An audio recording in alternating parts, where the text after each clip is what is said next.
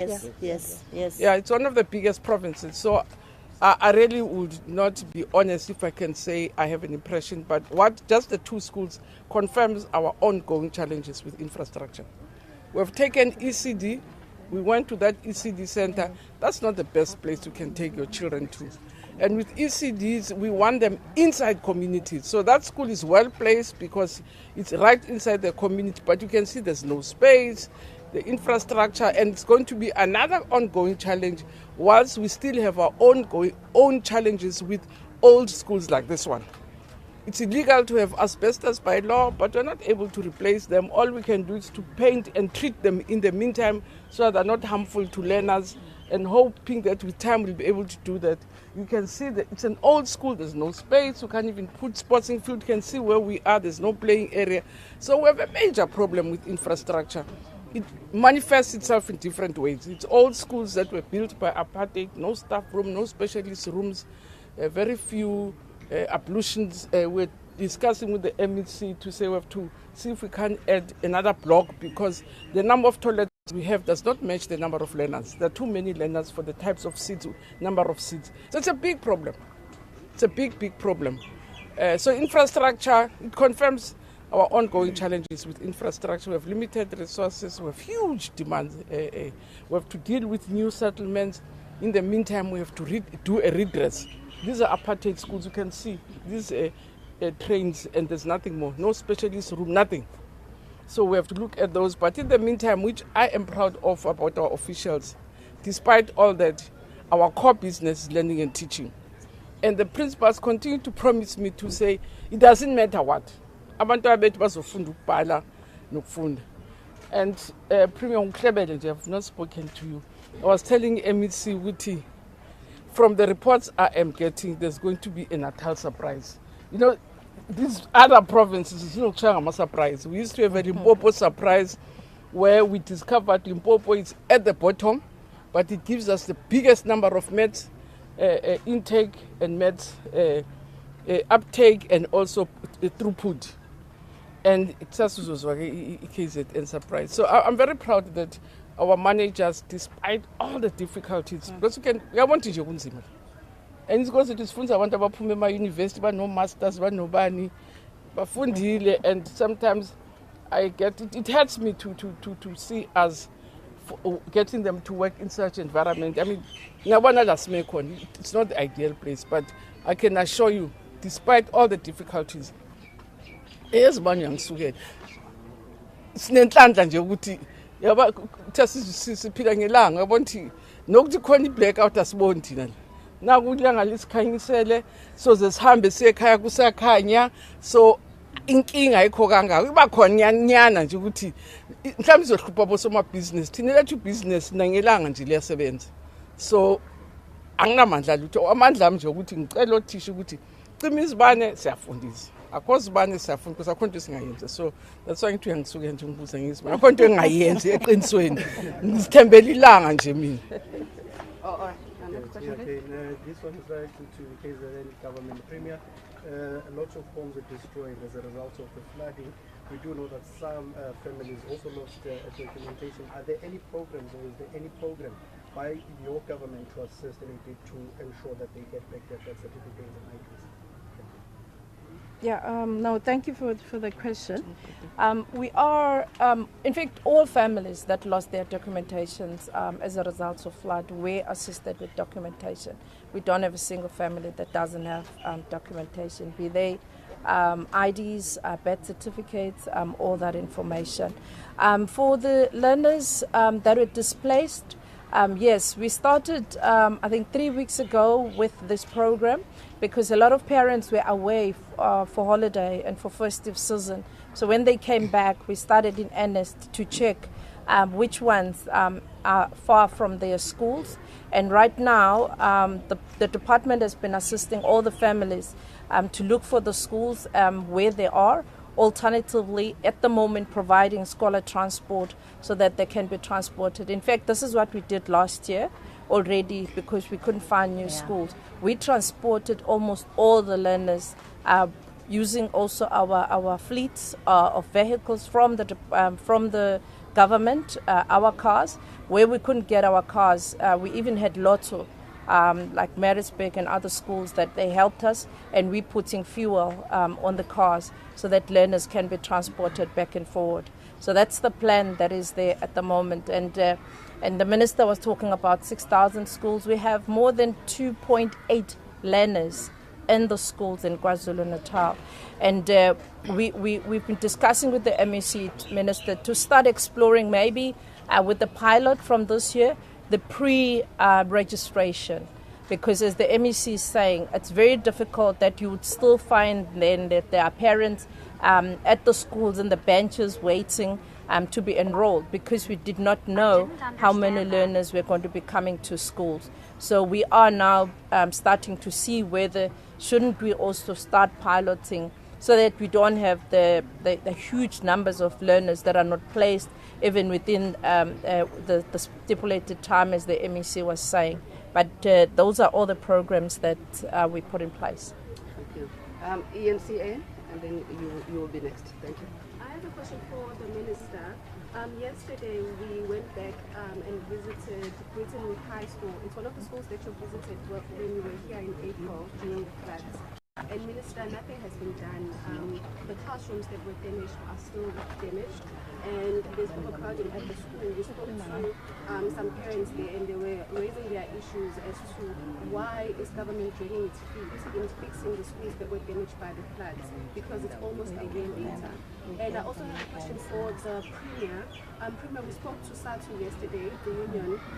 They were saying that funds have been they don't have enough funds. The Department of Education does not have enough funds to hire teachers and fix the infrastructure, because some of the funds have been redirected to other departments.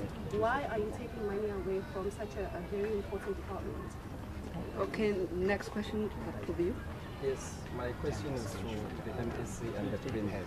With regards to the violence in schools, in Woodhouse High in Phoenix, there was violence and school had to be closed, and Phoenix High had to be closed, and there was a case in Tuzuma where a learner stabbed another learner.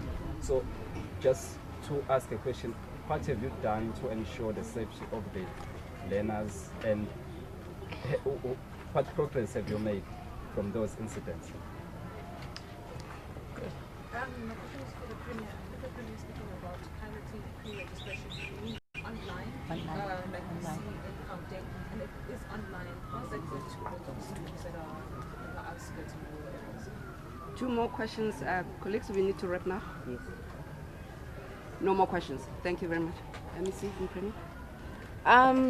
Just maybe on the one for funding, if there's one thing that we do in KZN, the Department of Social Development, Education and Health, every time we get budget cuts by the national government, those departments are not affected. We always make sure that we exclude them from budget cuts.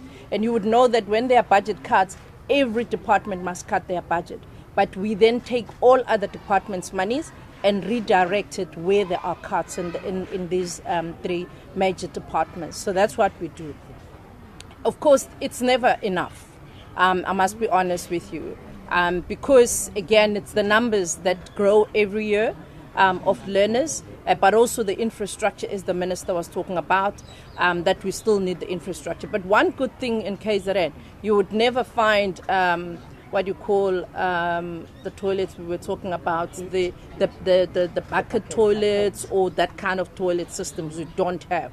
Right now, we're working again, because you'd find that even the mud school, we don't have mud schools, but you'd find that in the school where they've built a new structure, they will keep their new structure, old structure, maybe as a storeroom. But we've been saying to them, probably look at another form of a storeroom rather than keeping, that old structure, because the media would come there and they will say, well, you've got an old structure there. So that's one thing we've been dealing with right now when it comes to the sector of education. I can't remember the other question from. Oh yes, yeah, the pre-registration. In KZN, we have a very unique problem, because there's a lot of migration of communities, and as a result of that, you would, if you go maybe to KwaMashu right now or to here Umlazi, you would find, even Phoenix, you would find that there are parents lining wanting registration. And we believe that perhaps it's about time that we explore. But we're not going to be only looking at the online as in like internet. We're even exploring your WhatsApp and your other forms of registration. Of course, our pilot is going to be in the areas where there is connectivity until we make sure. Of course, 90% of schools are connected, by the way, except that there are those that are still not connected. But in the main, 90% of schools have got connection.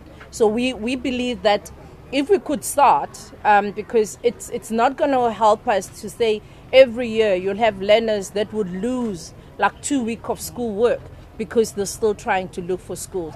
Either because they've migrated from one area to the other, or it's because we did not know that the results of that school have been so good that parents now want to all move to that other schools. So we do have those challenges. The MEC will take the last question and then we wrap. Thank you, MEC.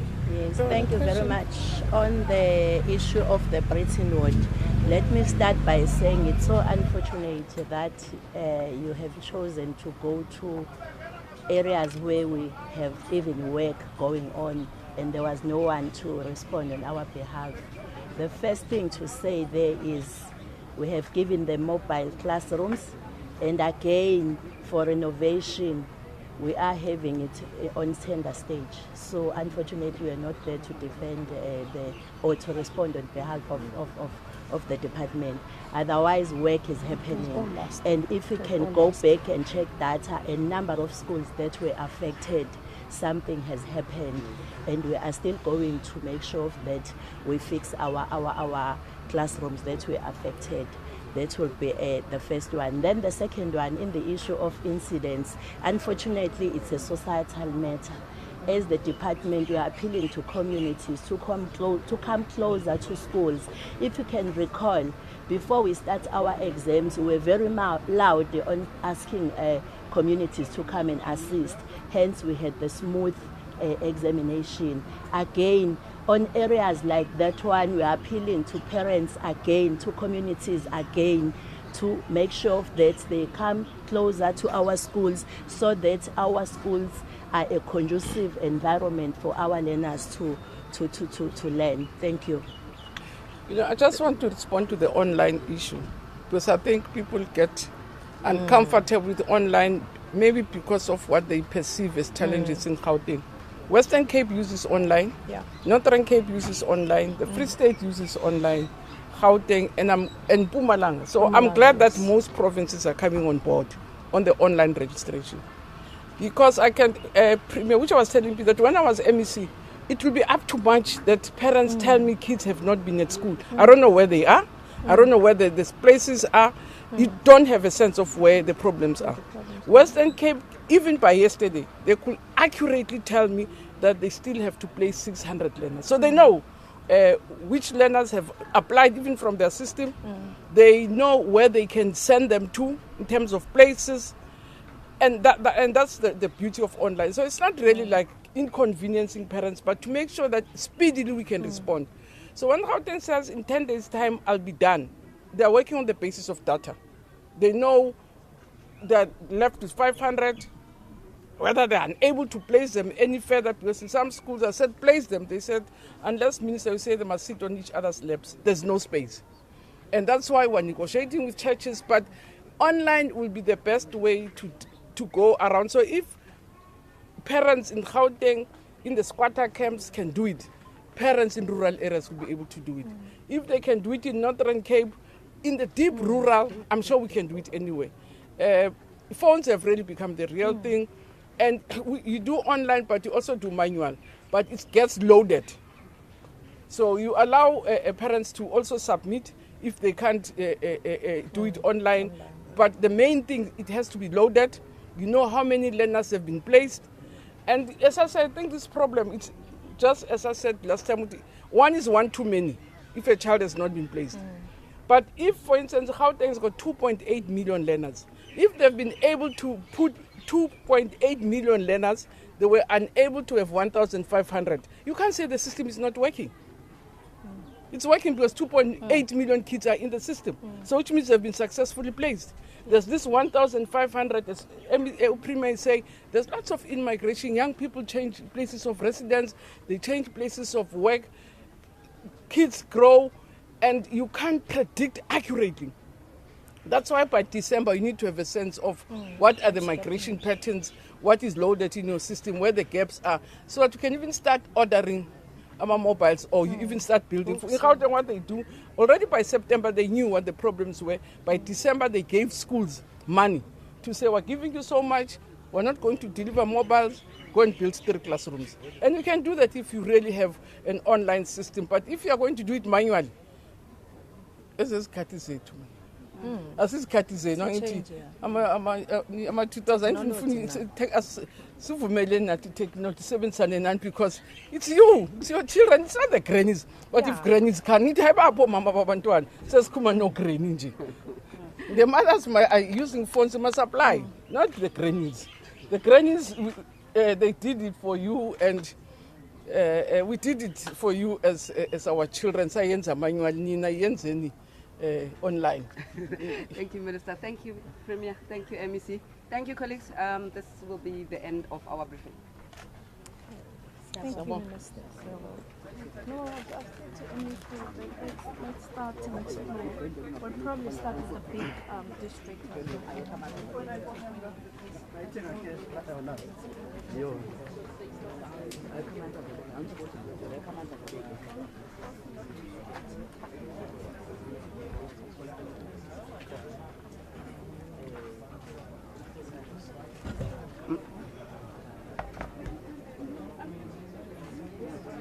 Good seat.